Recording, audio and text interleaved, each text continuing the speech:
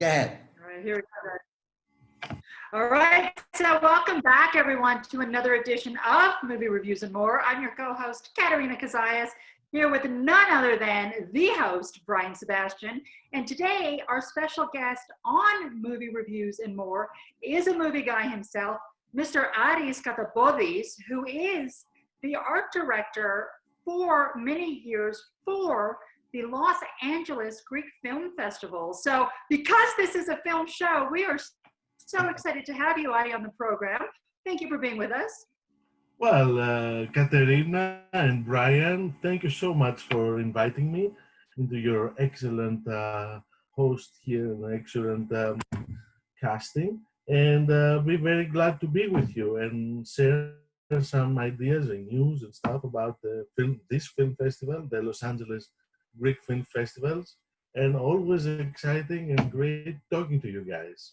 Yes, absolutely. Before you jump in, Brian, I just want to share with the audience that, as we mentioned, Adis is with the Los Angeles Greek Film Festival, a film festival that has been going on for 14 years, and right now is on pause, the live event, because of Corona. We'll get there in a moment. And for those of you who may not know, Mr. Brian Sebastian used to be part owner of the Hollywood Film Festival. So we're going to talk about film festivals in general, talk about the realities of, this COVID-19 economic reality, and also get you guys at home so excited about Greek films. It's Brian, funny. I know you want to jump in, Brian. I can feel it. Hey, Aristotle, you had a great film last year that I'm still talking about called Cliffs of Freedom. One of the best films that I've ever seen in my entire life. It's in my top 50 films of all time. First of all, you got to talk about that film and where can people find that film? Because I don't know where it is and I'm still telling people about it.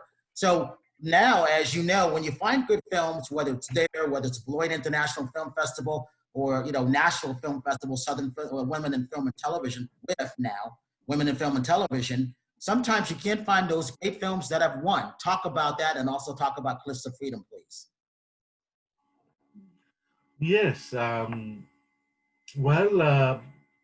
Finding independent films and finding boutique films is not that easy nowadays, as you probably know.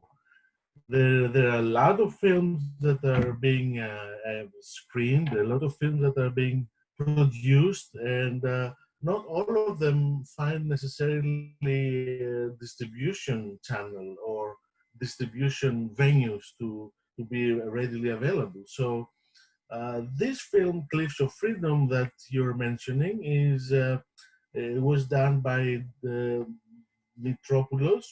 Marianne Mitropoulos, who has Aegean Entertainment, a production company, and it came from a book that she did herself from a book that she did, and so she was actively involved in the film and in the process of making the film. We did screen it last year. It was a very successful screening. All the cast and crew were there. And since then, it did a theatrical run, and that was about it. I'm not sure where it can be found next. If I do come across a distribution pattern of it, I will let you know for sure, Brian. Now, about the Los Angeles Greek Film Festival, back in January or early February, decided to push the film festival in October. We said back then, oh, by October, we're sure it's going to be great. Everything is going to be past us. And the months keep coming and going and keep coming and going, and we're still here. So we're planning on having an online film festival in the early October timeframe, but we still hope, a very, very small outside hope, that maybe we can do a hybrid festival, meaning maybe we can have 2 or 3 actual screenings at that time. So, but right now, that's where we are. We're trying to make sure that we have an online film festival. We have a whole bunch of submissions, excellent films coming up this past year, and we're trying to fit the best films we can fit into the new online format that's coming up. Katerina, you may or may not know, when it comes to picking movies, having them, at one point there was Film Freeway or Without a Box or Word of Mouth or good publicists like Melinda. That screening process of going and picking these films can be difficult because there's so many films, but you can only have so many. And then getting people to come see them, in person or now virtually, has always been a challenge because everybody's doing it the same way on virtual now. Now, as I would say, I love watching movies. I am a movie whore. You giving me a movie, I'm watching. So when it comes to that, it's hard to sit in front of computers. You can't see, but I've got 3 computers going on and 2 phones to the side of me, plus my tablet in front of me. I'm always watching movies. So I always want to be able to talk about those movies that people haven't seen, especially when it comes to this, a Greek heritage, which is why I like Cliffs of Freedom. I knew nothing about that story. It was based on real life events. And I was like, where is everybody? I want to tell everybody about this film. So my personal frustration is you can't go and tell anybody sometimes. So that's why film festivals are still good. Well, now we got to put all those eyeballs and have people come out to support it, whatever way it may go. That's Thank you, Brian. These are some great comments. I fully agree with you, and actually I feel for you too. I do have one bigger screen and 2 phones on my side too, and it is challenging. It is challenging. I mean, you want to relax, you watch something on Netflix or Amazon Prime or Hulu or whatever your specific likes and dislikes are. But then we as professionals, we also watch movies and series stuff for because that's what we're doing. That's what our professional life is. We had over 200 submissions this year, which for one single small country like Greece, there's a lot of films. Uh, Small short films and documentaries, and there's some really good documentaries coming out of Europe nowadays. We have to understand, we're going through unique and challenging times.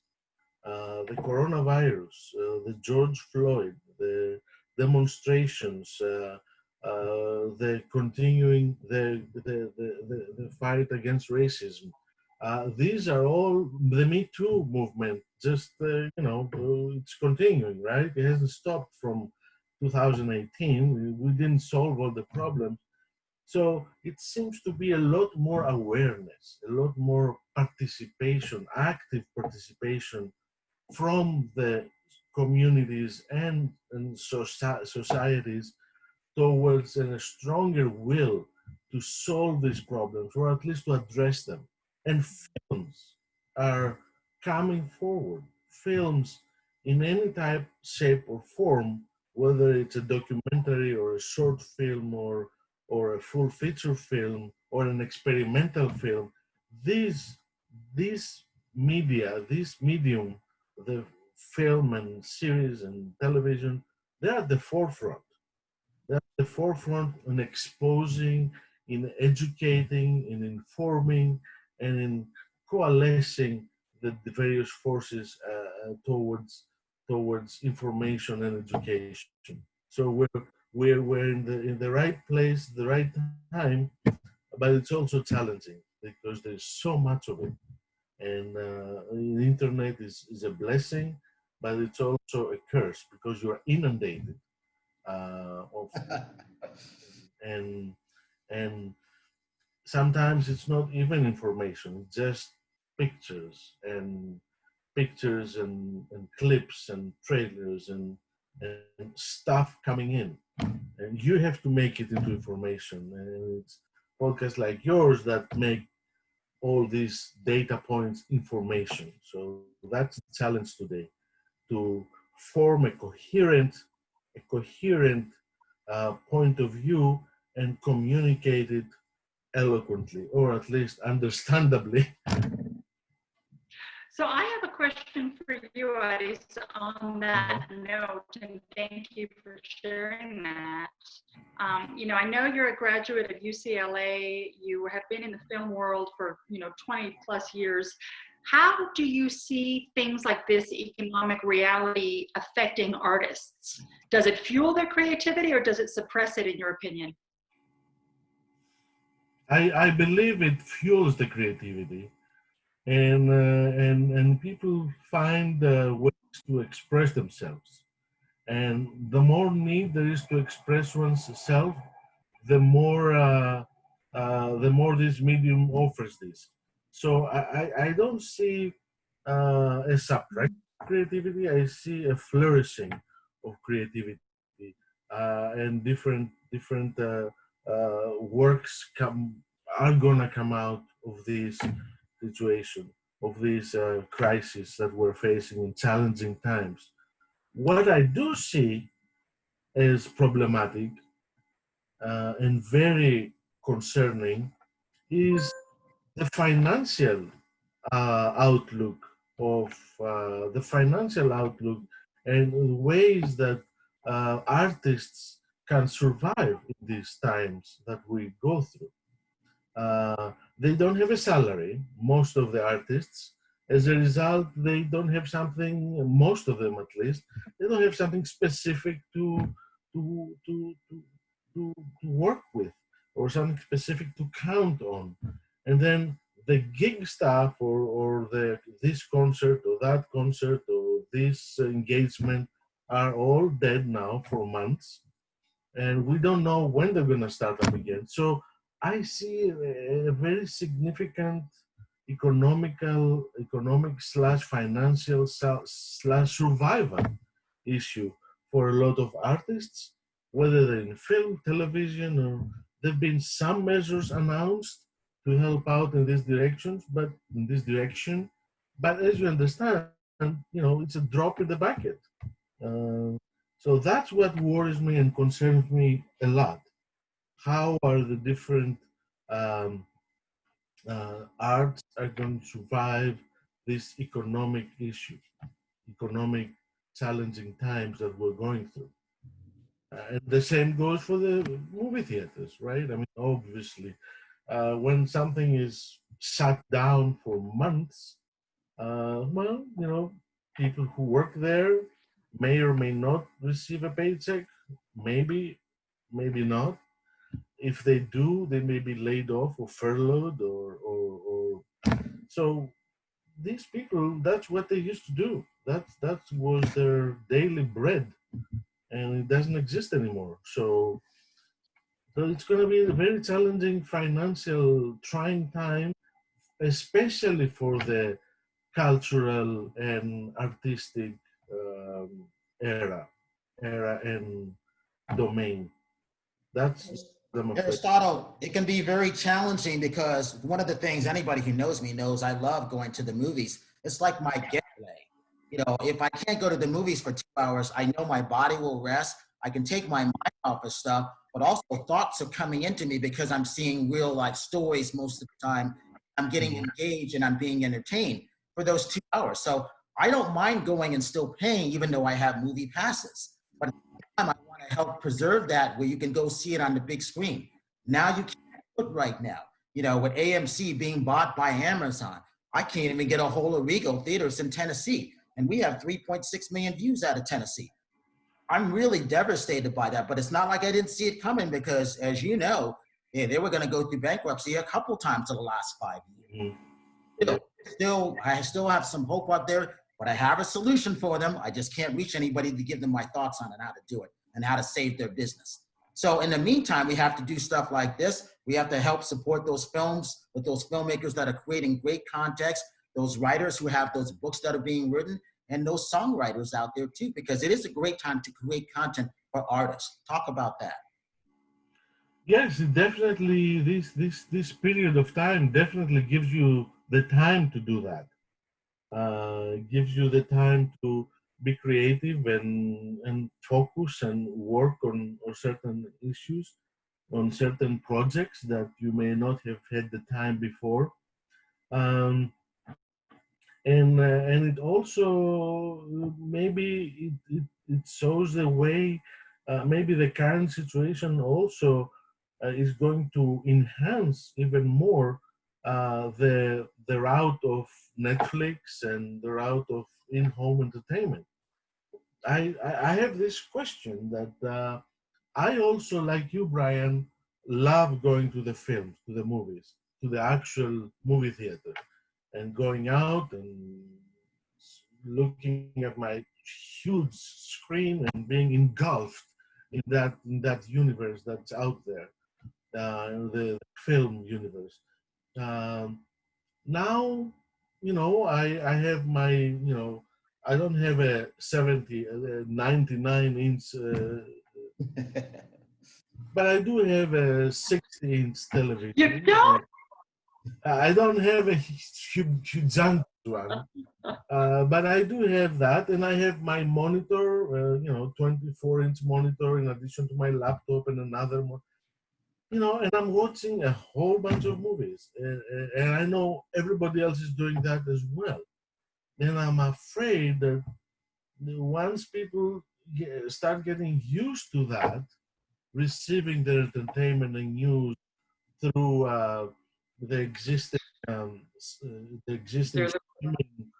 media, that I don't know how many people are not gonna return to the theater. And so maybe we're moving into a transitional period where when movies come back, at the time they come back, we're gonna see what content is gonna be out there, because that's king, right? Content is king. Uh, but other than content, there's a whole bunch of feel-good movies, little comedies, little this, little that I see going up on Netflix, or they're not big productions. They're not. They don't have huge actors or actresses. They're just smaller, $4 or $5 million figure productions that are good for your cooking, and you put that there and you watch it, and time flies.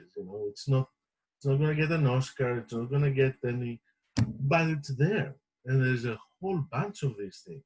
I wouldn't go out and pay $14 or $15 to go watch that on a big screen. I would just have that on the background.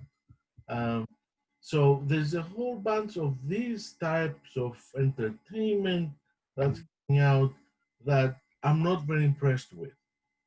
I don't see the quality films. So if out of the year we manage to get 5 quality films out of the streaming media, that's not good enough for me. That's nowhere near being good enough for me.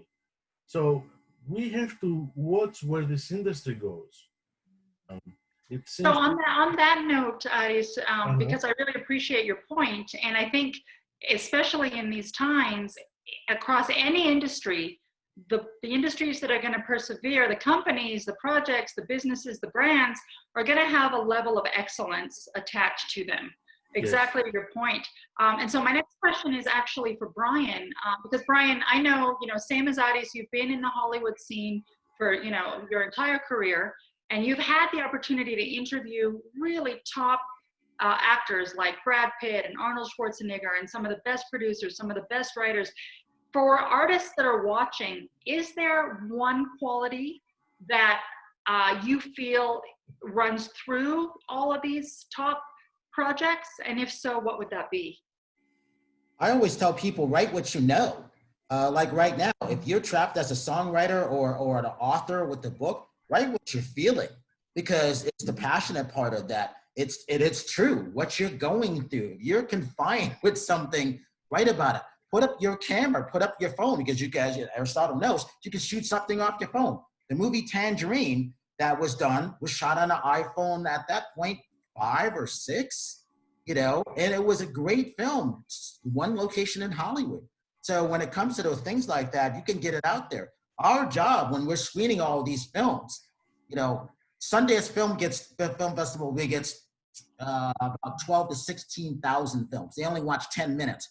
Katerina, I was watching all the movies. I didn't watch 10 minutes. I wanted to make sure that person did a lot to make that film, to write that book, to create that CD. I want to listen to the whole thing, whether I like it or not. I'm wearing glasses now because I'm going blind from watching so many bad movies in the theater. But I'm still giving it the due to those artists who created a good piece of work. So from that, I may not like it, but my job is not to waste your time. I want to send you to the right movie to go see that I know you will enjoy, your family will enjoy. And I'm one of the best in it because I figured out how to do it. Because I came from the world of home video. When you used to come in, when we used to have video stores, Aristotle, people was good to come in as to watch it in. Oh, I'm in a crappy movie. Let me give you this comedy. Let me up like your day. That's what I learned how to do this, and I still go by that flow. Lyndon Moulton goes by that. Joe Morgenstein from the Wall Street Journal. There's very, very few of us left. They've all passed away or they've lost their jobs.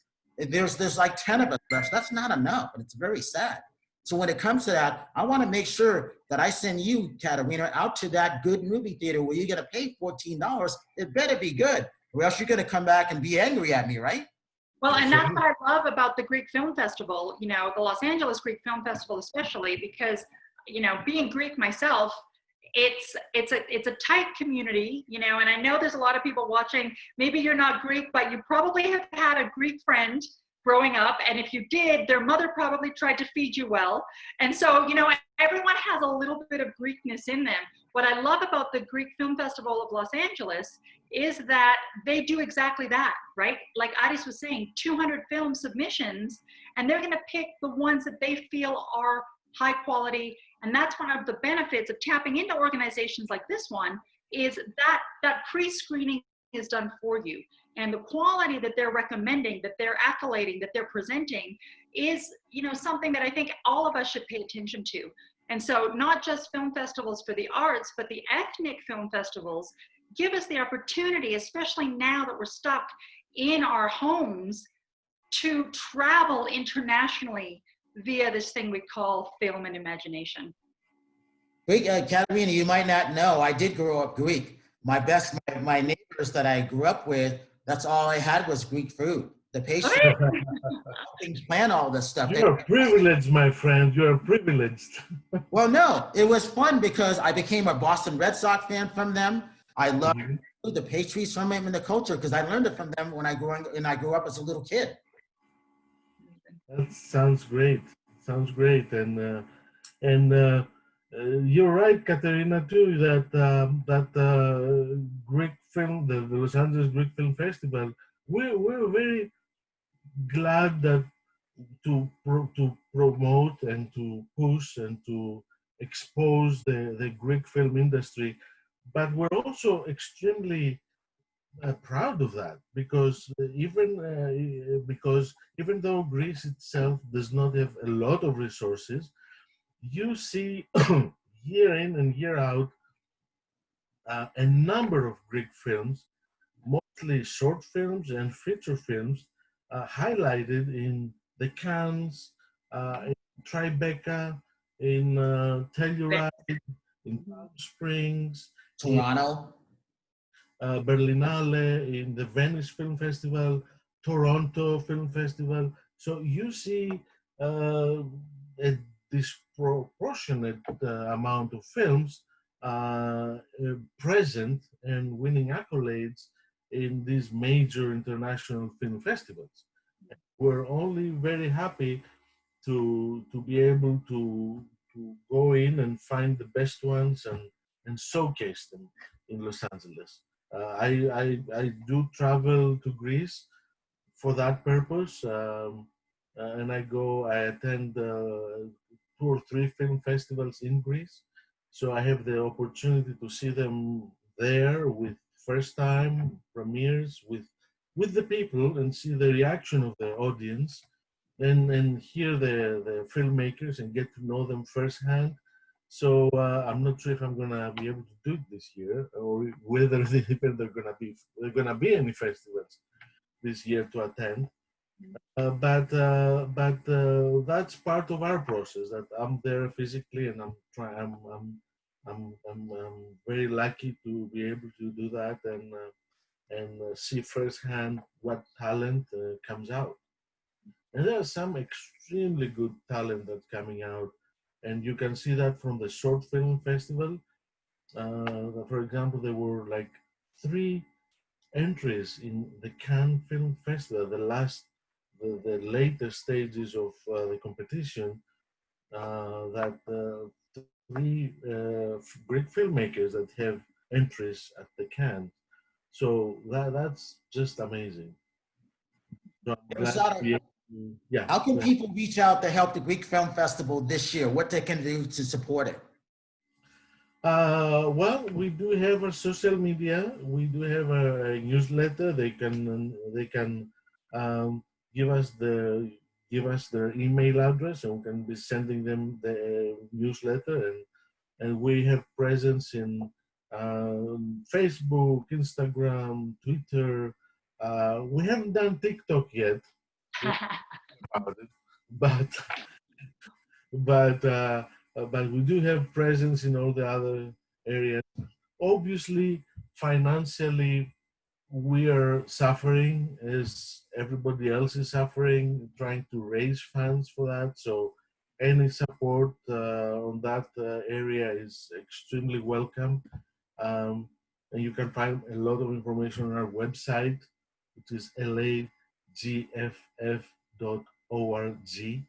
Um, you can find under sponsorship a lot of information there. Um, and obviously it's welcome, any support of that nature. And what we can do is, the best people can do is stay close to us, follow us as much as they can, and stay informed. And together we're gonna make this a better place.